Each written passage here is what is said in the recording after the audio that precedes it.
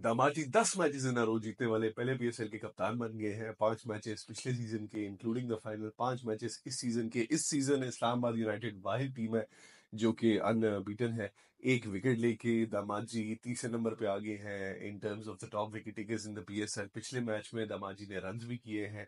आज दामाजी की इस्लामाबाद यूनाइटेड ने उनका जो मेन स्ट्राइक फोर्स है, जो उनका मेन सबसे बड़ा बॉलर है नसीम शाह, उसको ड्रॉप करके उसी के साथ साथ दुनिया के सबसे बड़े पावर हिटर, एंड बाय बड़े आई मीन बड़े पावर हिटर को भी बिठा के इस्लामाबाद यूनाइटेड ने आज मैच जीत लिया है। सलमान कोट स्टीव वॉशिंगटन को भी बाहर बिठाया हुआ है इंजरी के नाम पे, और बॉयज फिर भी परफॉर्म कर रहे हैं, फिर भी जीत रहे हैं। जेसन होल्डर भाई ने आज एक और विकेट ले ली है, काली आंधी फुल चाहिए हुई है।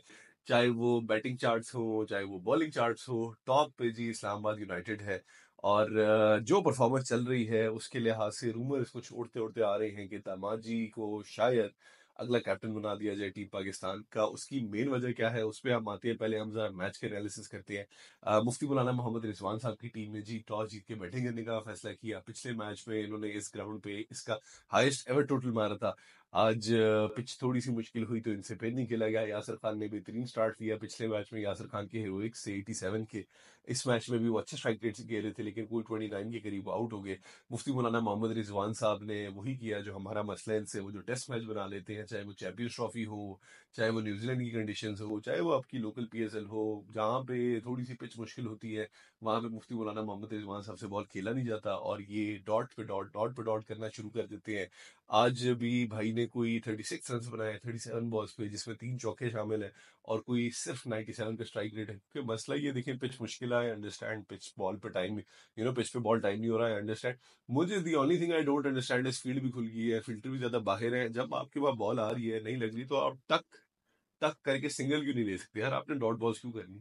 या तो बिल्कुल ही आपको ना वो सारी की सारी बॉल्स इधर आ रही है कि आप उसको खेलने जा रहे हो और आप बस ये कर रहे हो, इस पर आप कुछ भी नहीं कर सकते। लेकिन वही बात है, जब आपकी आई सेट होगी तो ये करने के बजाय आप इस पे ये भी कर सकते हो। लेकिन वही है, रिजवान साहब की मुझे समझ नहीं आती। आज उनके आउट होने के बाद फिर महेंद्र सिंह उस्मान खान है। महेंद्र सिंह उस्मान खान आज के टॉप स्कोरर थे। वही अपनी टिपिकल जो उनकी शॉट्स होती हैं, कभी यहाँ टांग निकाल के कभी वहां टांग निकाल के, वो बेतुकी शॉट्स खेलते रहे। लेकिन आज भाई ने अच्छी इनिंग्स के लिए 60 रन मारे हैं अच्छे स्ट्राइक रेट के साथ। मुश्किल पिच था उस पर बैटिंग करते हुए। वही बात होगी कि जी ये ऐसे जो दुनिया के सबसे बड़े विकेट कीपर बैट्समैन है ना महेंद्र सिंह उस्मान खान, इनका वही मसला है कि ये पीएसएल के बुलीज हैं सारे के सारे। चाहे वो हमारे ईगल हो शाहीन साहब, चाहे वो हमारा कोई भी बैट्समैन हो लेफ्ट राइट, ये इफ्तिखार जैसे लोग जो आके परफॉर्म कर देते हैं सारे पीएसएल में परफॉर्म करके, फिर फनी खान बने फिरते हैं कि जी हमसे तो बड़ा कोई बैट्समैन ही नहीं पैदा हुआ। उस्मान खान का भी यही मसला, इंटरनेशनल स्टेज पे भाई के कदम नहीं खुलते। ठीक है, कदम नहीं हिलते, भाई की परफॉर्मेंस कोई नहीं है। भाई नाउजुबिल्ला तोबा ऐसी गंदी शॉटें मारते हैं कि कमेंटेटर्स भी मजाक उड़ा रहे होते हैं कि भाई क्या सीन है, इसको आपने किस बेसिस पे मतलब डर के ही तो नहीं कहते, लेकिन इनडायरेक्टली वो यही बातें करते हैं कि यार किस बेसिस पे आप इस बॉल को खिला रहे हो। लेकिन उस्मान खान साहब हमारे पीएसएल के बुली हैं, फिर परफॉर्म कर रहे हैं। अभी तक कोई 50 से नहीं मारी थी, लेकिन खेल तो अच्छे स्ट्राइक रेट से ही रहा था। तो जी ये खबर आ रही है कि जो इस्लामाबाद यूनाइटेड के हेड कोच है माइक हैसन, ये मोस्ट प्रॉब्ली पाकिस्तान टीम के अगले हेड कोच बनने वाले हैं। इनकी स्टूवर्डशिप के अंदर, क्योंकि लास्ट ईयर अपॉइंट हुए थे, इस्लामाबाद यूनाइटेड ने अपना तीसरा टाइटल जीता, which is the most titles by single team in PSL history. और अभी इस सीजन 5 मैचेस इन रो ये इस्लामाबाद यूनाइटेड जीत चुकी है। और इस्लामाबाद यूनाइटेड की कोई एक फिक्स्ड 11 नहीं है, वो अपने प्लेयर्स रोटेट भी कर रहे हैं, डिफरेंट प्लेयर्स डिफरेंट मैचेस पे भी खिला रहे हैं, ये एक पॉजिटिव साइन है। फिर इस्लामाबाद की कैंप से सब कह रहे हैं कि यार फिट माहौल है, खुशी का माहौल है। इस्लामाबाद यूनाइटेड एक ऐसी टीम है जो ट्रेडिशनली रिलाई करती है डेटा पे, और हमारा पाकिस्तानियों का मसला ही है कि हम डेटा पे तो रिलाई नहीं करते, हम तो कुदरत के निज़ाम पे रिलाई करते हैं। तो रूमर्स जी बड़े स्ट्रांग ये हवा पकड़ रहे हैं कि mic Hesson will most probably be the next coach of Pakistan cricket team. और माइक हैसन ने पब्लिकली जितने भी इंटरव्यूज दिए हैं, माइक हैसन ये कहते हैं कि यार शादाब एक बहुत अच्छा कैप्टन है, और Shadab is a wonderful bowler as well. और माइक हैसन तो बहुत बड़े फैन है शादाब खान के। तो अगर तो माइक हैसन को बना दिया जाता है अगला कोच, तो बहुत स्ट्रांग पॉसिबिलिटी है कि दामाद जी पाकिस्तान टीम के अगले कैप्टन होंगे। क्योंकि कुछ उड़ती उड़ती खबरें पिछले दिनों में ये आई हैं कि मुफ्ती मौलाना मोहम्मद रिजवान साहब जाके मिले हैं मोहसिन नकवी साहब से, और उन्होंने कहा जी कि देखिए मेरे पास तो कोई से ही नहीं है, सिलेक्शन कमेटी टीम सेलेक्ट करती है, वो कहती है आपने नहीं खिलाना है, मेरे पास तो कोई पावर ही नहीं है, तो मैं नहीं बनना चाहता जी पाकिस्तान के कैप्टन, मैं रिजाइन करना चाहता हूँ। और ये कबूल बात है, कितना सच्चाई है इस बात में ये मुझे नहीं पता, लेकिन जर्नलिस्ट तो ये भी कह रहे हैं कि जी मुफ्ती मौलाना साहब ने कहा है कि मैं चाहता हूँ आप, या उनकी रिकमेंडेशन समझ लें कि आप बाबर को दोबारा कैप्टन बना लें। तो बब्जी द किंग को अगर दोबारा कैप्टन बनाते हैं, उधर सलमान अली आगा की भी चल रही है कि जी ये भी कैप्टन बन सकते हैं, तो मतलब अभी तक तो जो परफॉर्मेंस चल रही है, मुझे तो चाहे वो मेरे किंग की हो, ठीक है, चाहे वो मुफ्ती मौलाना साहब की हो, चाहे वो दामाद जी की हो, अभी तक जो अपेरेंट बात है वो तो यही लग रहा है कि दामाद जी is the front runner for this. जो एक बंदा आके उसको मुकाबला दे सकता था, उसको दामाद जी ने बाहर बिठा दिया। Very appropriately Salman cold, Steve wash and बाहर बैठा हुआ है। मुल्तान सुल्तान से जी आज टीटी को खिलाया, टीटी तैयब ताहिर को। टीटी को उन्होंने खिला तो लिया, टीटी को उनपे इतना एतबार है टीटी में। वही मेरी बात होगी जो मैं कहता रहूँ कि ये जो आकिब जावेद साहब है, पता नहीं किस बेसिस पे ये टीम्स खिलाते रहे कि जानदाद खान जैसे लोग हमारे लिए खेले हैं। तैयब ताहिर को इन्होंने, साइम अयूब के बाद अगर कोई प्लेयर है इतने कंसिस्टेंटली जिसको चांस मिले है पाकिस्तान टीम में, तो वो है टीटी। टीटी को ये लोग इतने मैचेस खिलाते रहे, टीटी की जगह ही नहीं बन रही टीम में। आज टीटी को खिलाया है। जब मुल्तान सुल्तान वर इन ट्रबल, तो उस वक्त कामरान गुलाम भी बैठा हुआ था बेंच पे, उस वक्त टीटी भी बैठा हुआ था बेंच पे। उन्होंने टीटी को भेजने के बजाय, जो कि नेशनल टीम के लिए अभी कोई पिछले नॉन स्टॉप 15-20 मैच खेल रहा है, कामरान गुलाम को भेजने के बजाय, जो कि मतलब टीटी से पहले मैचेस खेल रहा था, इन्होंने क्रिस जॉर्डन को भेजा, जो कि एक बॉलिंग ऑलराउंडर है, वही सुनील नारायण वाले साहब। लेकिन नारायण तो चलो फिर भी बेहतर बैट्समैन बन चुका है। राशिद खान कह लेते हैं कि लेफ्ट राइट कभी कभी छक्के छक्के मार देते हैं, क्योंकि T20 स्पेशलिस्ट है। तो इससे आपको पता चलता है कितना एतबार है उनका टीटी पे, जो आपकी नेशनल टीम के लिए इतने कंसिस्टेंटली मिडिल ऑर्डर, ये लोअर मिडिल ऑर्डर में खेल रहे हैं एज अ फिनिशर। और कामरान गुलाम पे भी एंड में भी उन्होंने कामरान गुलाम को भेजा, टीटी को नहीं भेजा, क्योंकि कामरान गुलाम नॉन स्टॉप ये सारे के सारे मैच खेला है, टीटी ने एक भी मैच नहीं खेला। तो ये है इंपॉर्टेंस टीटी जैसे लोगों की, जंदाज जैसे लोगों की, जो आपकी नेशनल टीम को इस वक्त रिप्रेजेंट कर रहे हैं। ये हाल है हमारी क्रिकेट का। तो यार मेरे हिसाब से तो माइक हैसन को अगर ये लोग अपॉइंट कर लेते हैं, ये बहुत अच्छा डिसीजन होगा। मुश्किल इस वजह से कि अभी जो आप लोगों ने किया है गैरी क्वेश्चन के साथ, अभी जो आप लोगों ने किया है जेसन गिलेस्पी के साथ, उसके बाद हुआ वो आप लोग अब गंदे। किसी गोरे कोच को पीसीबी एंटाइज कर ले तो ये बहुत बड़ी बात है, क्योंकि लीग में तो देखिए फ्रेंचाइजीज के ओनर से डायरेक्ट डीलिंग है ना, पीसीबी से तो कोई ताल्लुक ही नहीं है, वो तो फ्रेंचाइज ओनर्स की उनसे डीलिंग है। कोचेस का कोई ताल्लुक नहीं है पीसीबी से। The way PCB handles foreign coaches, specially in Mohsin Naqvi's leadership, I highly doubt कि कोई भी लॉजिकल या सेंसिबल इंसान जो भी आप लोगों ने किया उसके बाद आएगा आपकी टीम में।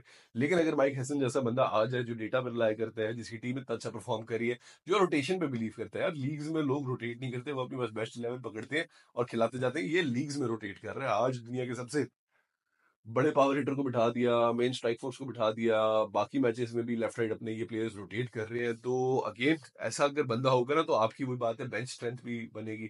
जहां पे आप पूरे साल साल 15-15 100-100 साल आप बिठाते रहे हैं इब्रार को बेंच पे, सुफियान मुकीम को आप बेंच पे बिठा देते हैं, उस्मान खान को भी। वैसे तो अल्लाह माफ करे कि उस्मान खान जैसा प्लेयर हमारे लिए खेलता है, लेकिन अगर आपने उस्मान खान को इंक्लूड किया हुआ इतने अरसे से, तो ये हुआ 10-15 मैच आप फिर आते हो, फिर एक मैच उसे खिला देते हो, फिर बार बिठा देते हो। तो अगर ऐसा बंदा होगा, तो ये जितने भी लोग परफॉर्म कर रहे हैं इनकी जगह बनेगी। इनको रोटेट, वही बात है, आप रोटेट करके खिलाते रहोगे, इंटरनेशनल एक्सपीरियंस मिलता रहेगा, बेहतर होते जाएंगे प्लेयर्स। उबैद शाह यार लास्ट मैच में भी, कल भी मैं कहता हूँ कि उबैद शाह ने बहुत खूबसूरत बॉलिंग कराई है। आज भी मेरे हिसाब से मुल्तान सुल्तान के लिए जो वाइड स्पार्क था वो था उबैद शाह। मुझे देख के बहुत अच्छा लग रहा है यार, एक तो अली रजा बॉय को, दूसरा उबैद शाह को। ये जो हमारे दो अंडर 19 के बॉलर्स हैं, उबैद शाह बहुत अच्छी लाइन, बहुत अच्छी लेंथ के साथ और अच्छे स्लो रन के साथ बॉलिंग कर रहे हैं। साहिबजादा फरहान जल्दी आउट हो गया, 22 भी आउट हो गया, अच्छी स्ट्राइक रेट से खेल रहा था। लेकिन जब इसने सेंचुरी मारी थी, तब भी मैंने एक बात की थी कि जो साहिबजादा फरहान की गेम में मुझे वीकनेस नजर आती है वाहिद, वो ये कि हमारे ये पाकिस्तानी तमाम बैट्समैन की तरह ये शॉर्ट बॉल पे स्ट्रगल करता है। खुदा का वास्ता यार, दुनिया बहुत आगे चली गई है, क्रिकेट बहुत आगे चली गई है, आप प्लीज शॉर्ट बॉल खेलें। साहिबजादा फरहान को इंटरनेशनल स्टेज पे भी मैंने जितना देखा है, ये शॉर्ट बॉल के खिलाफ स्ट्रगल करते हैं।